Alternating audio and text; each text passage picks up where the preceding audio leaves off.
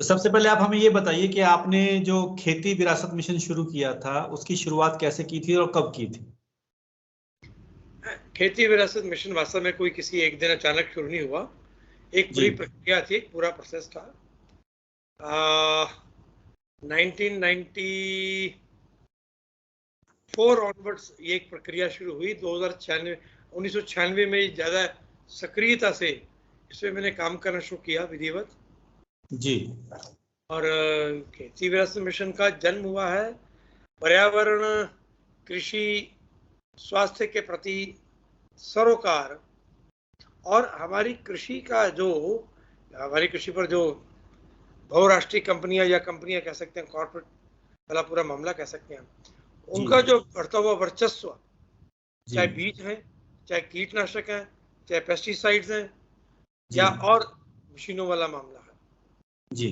तो इससे ये सरोकार शुरू हुआ और खेती विरासत मिशन ऐसे एक पहले बिना नाम के चलता रहा। 96 से लेके सन 2000 तक तो कोई नाम ही नहीं था, 4 साल नाम नहीं, ठीक है। और फिर एक नाम आया खेती विरासत का, और फिर 2004 के आखिर में और 2005 में विधिवत खेती विरासत के नाम से ये काम शुरू हुआ। ठीक है। जब 1996 में मैंने शुरू किया तो पंजाब में कोई जैविक खेती करने वाला एक भी व्यक्ति नहीं था जी। और उसमें ये कहा जाता था कि भाई पंजाब में तो जैविक खेती होती नहीं है, एक भी किसान नहीं है जैविक खेती करने वाला, तो अब कहाँ आ गए जी। तो ये हुआ।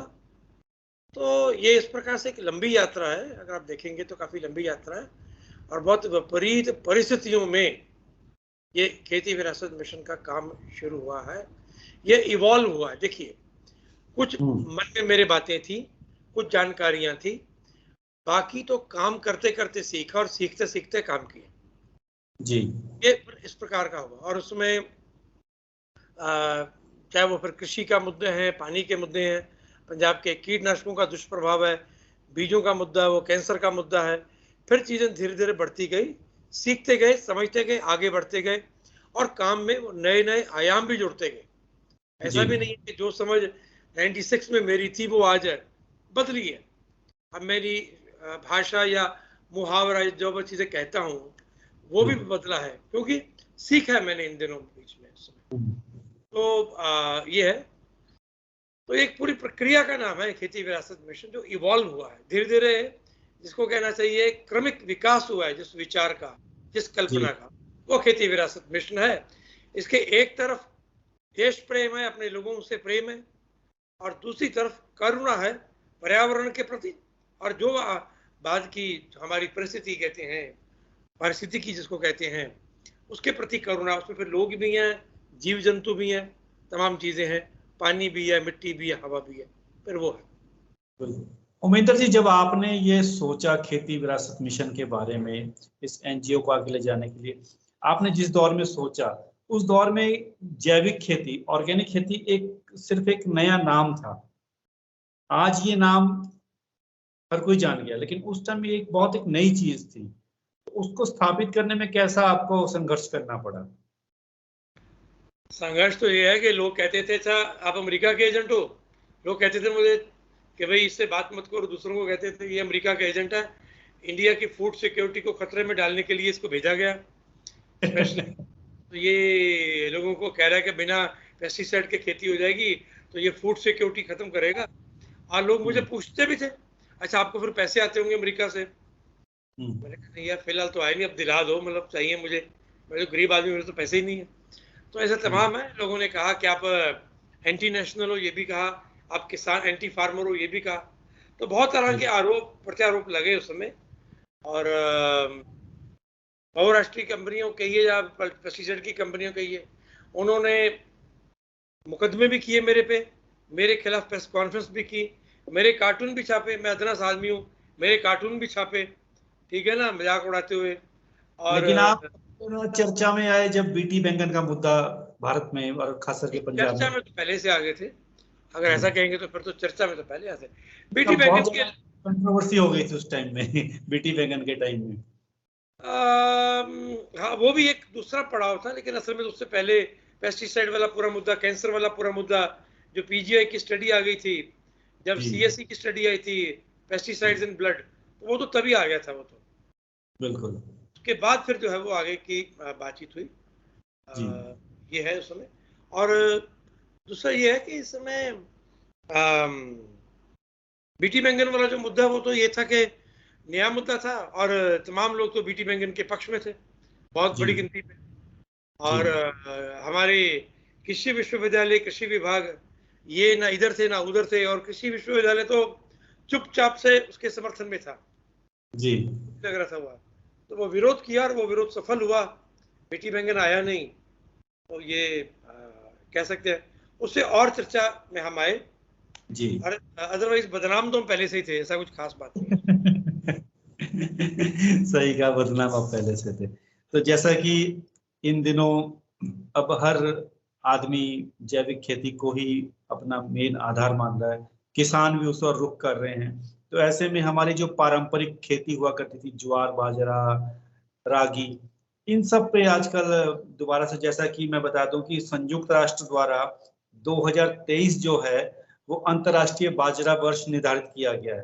तो ऐसे में बाजरा और बाजरा से आधारित जो उत्पाद और रेडी टू ईट फूड है, उसकी संभावनाएं बहुत ज्यादा हो गई हैं, बहुत ज्यादा अवसर हो गए। तो जरा उस पे जरा खुल के बात करिएगा, जरा रोशनी डालिएगा, किसान कैसे कैसे। ये इंटरनेशनल ईयर फॉर मिलेट्स हुआ है, वो तो भारत सरकार के ही आग्रह पे, वो तो मोदी जी ने ही इसको पुश किया वहाँ जी। वो प्रधानमंत्री नरेंद्र मोदी ने ही वहाँ प्रस्ताव रखा था, जिस प्रस्ताव को स्वीकार किया गया। जी। भारत वैसे 2018 में नेशनल ईयर ऑफ मिलेट्स मना चुका है पहले से जी। अब इंटरनेशनल ईयर ऑफ मिलेट्स को स्पॉन्सर कर रहा है। जी बिल्कुल। अब जिसको आप बाजरा कह रहे हो, वो खाली बाजरा नहीं है जी, उसमें 7-8 चीजें हैं। कोतरा है, कंगनी है, रागी है, कुटकी है, स्वांक है, हरी कंगनी है, ज्वार है, बाजरा है, चीना है, ऐसी ये 9 प्रकार के ये मिलेट्स हैं। मिलेट्स को हिंदी में क्या हम कह सकते हैं, क्योंकि ये तो एक अंग्रेजी। मूल अनाज या मोटे अनाज। मोटा अनाज, ठीक है। मोटा अनाज, मूल अनाज भी कह सकते हैं, मूल अनाज भी है। ठीक है। इसकी जो किसान खेती दोबारा कैसे अग्रसर हो रहे हैं, कैसे कर रहे हैं, उनको क्या फायदा हो रहा है, जरा इस बारे में हमें बताइए। देखिए, किसानों को भी कितना फायदा होगा ये थोड़ा आगे जाके पता लगेगा जी। लेकिन पानी बहुत बचेगा जी। देखिए 1 एकड़ में आप जब वो उगाते हो फसल जी, तो 1 एकड़ गेहूं उगाने में जितना पानी खर्च आता है, उतने पानी से आप 23 वर्ष 23 इयर्स आप मिलेट्स उगा सकते हैं। 23 वर्ष, 1 वर्ष का गेहूं का पानी और 23 वर्ष का मिलेट का पानी, 1 वर्ष का धान का पानी और लगभग 30-32 वर्ष का मिलेट का पानी। तो ये बहुत बड़ा अंतर है, बहुत बड़ा अंतर है। तो पानी बहुत बचेगा। दूसरा, मिलेट्स को कीटनाशकों की आवश्यकता नहीं है, यूरिया डीएपी की आवश्यकता नहीं है जी। पेस्टिसाइड लोड कम होगा जी। और जब आप खाएंगे तो वो आपको बीमारियां नहीं देगा, स्वास्थ्य प्रदान करेगा जी। ये सब चीजें हैं जो अपने को समझनी पड़ेंगी। तो ये मिलेट्स पानी बचाएगा, कि जहर का जो प्रभाव है जिसको पेस्टिसाइड लोड कहते हैं, पेस्टिसाइड लोड करेगा, हेल्थ देगा, न्यूट्रिशन देगा, बीमारियां दूर करेगा। तो क्या किसान इस चीज को समझ पा रहे हैं, क्योंकि हमारा तो ये पारंपरिक सारा अनाज रहा है जिसको हम भूल चुके थे, दोबारा जिसको इस बार लाया गया है। तो इस और किसान कैसे अग्रसर होंगे, कैसे क्या करेंगे? देखिए, किसानों को समझाना पड़ेगा। आपने ना आदत बिगाड़ दी है बच्चे को चॉकलेट और ये फास्ट फूड खिला खिला के 40-50 साल वो खिलाई है, 50 साल से ज्यादा तो वो खिलाई है, तो वो आदत बिगड़ गई है जी। तो जब 50-55 साल आपकी आदत बिगाड़ दी जाए, अब बदलना है तो वो चैलेंजिंग है, कठिन है। हाँ जी। दूसरा, सरकार ने भी 2 ही फसलों को खाद्य सुरक्षा के नाम पे प्रमोट किया जी, व्हीट एंड राइस, बिल्कुल, कि वही देश की खाद्य सुरक्षा है, जबकि वो खाद्य सुरक्षा नहीं है जी। बिल्कुल, वो खाद्य सुरक्षा का बहुत ही रिडक्शनिस्ट सा मॉडल है एक तरह का, मैं ये कहूँगा। खाद्य सुरक्षा में तो बहुत कुछ और भी होता है। देखिए, अगर आप खाली आपको हम गेहूं दे दें, बाकी और कुछ ना दें, तो आप खाली गेहूं नहीं खा पाएंगे। आपको बिल्कुल। उसके लिए दाल चाहिए होगी, सब्जी चाहिए होगी, मसाले चाहिए होंगे, वो सब खेती से ही आएगा। तो ये जो दाल, सब्जियां, मसाले, ये जो हैं, ये खाद्य सुरक्षा, फूड सिक्योरिटी वेब का हिस्सा हैं। पर हमने पिछले 50 साल से जो किया, हमने फूड सिक्योरिटी माना कि गेहूं उगाओ और चावल उगाओ, इट इज फूड सिक्योरिटी। वो गलत है। तो इसलिए यानी कि अगर सरकार इस पे एमएसपी दे तो किसान इस ओर अग्रसर हो सकते हैं, कहने का मतलब ये, जैसे वो गेहूं चावल पे दे रही है। हाँ, एमएसपी देनी पड़ेगी, एक्सटेंशन सर्विसेज खड़ी करनी पड़ेगी, प्रिक्योरमेंट सिस्टम सेट करना पड़ेगा, और किसानों को से खरीद के उसके उस प्रकार के गोदाम बनाने पड़ेंगे। लोगों को मिलेट्स खाने के लिए आदत बदलनी पड़ेगी, ट्रेनिंग करनी पड़ेगी। वो खाली एमएसपी की बात नहीं है, पीडीएस सिस्टम में भी मिलेट्स लाने पड़ेंगे। राशन की दुकान पे मिलेट्स आने चाहिए। इसके लिए एक बाजार भी बड़ी चुनौती होगा। नहीं, बाजार तो चुनौती होगी, लेकिन बाजार में मिलेट्स के प्रमोशन बहुत हो रहा है जी। लोग बीमार हो रहे हैं तो बीमार होकर मिलेट्स ही खा रहे हैं। बिल्कुल बहुत मिलेट्स खा रहे हैं पंजाब में लोग। पर वो बिल्कुल। अगर गवर्नमेंट ढंग से कर दे, पीडीएस सिस्टम में डाल दे, मिड डे मील में डाल दे, हॉस्पिटल्स में डाल दे, तो ये मिलेट्स चल निकलेंगे और पंजाब का बहुत पानी बचेगा, पंजाब के लोग बचेंगे, पंजाब का पर्यावरण ठीक रहेगा और जहरों से मुक्ति मिलेगी। सुनने में ये भी आया कि जो बाजरा की जो भूसी होती है वो हटाना एक बहुत बड़ी चुनौती है, और इसके लिए पंजाब में मशीनें भी बहुत कम उपलब्ध हैं। नहीं, अभी तो 3 जगह यूनिट लगे हुए हैं। अभी तो उत्पादन कम है कि ये तीनों यूनिट चल पड़े पूरी जी। कैपेसिटी से। अभी इतना ही हो जाए, अभी बहुत है। अभी तो कहाँ? एक संगरूर के पास, भवानीगढ़ के पास लगा है, जी राजपुरा गांव है वहाँ।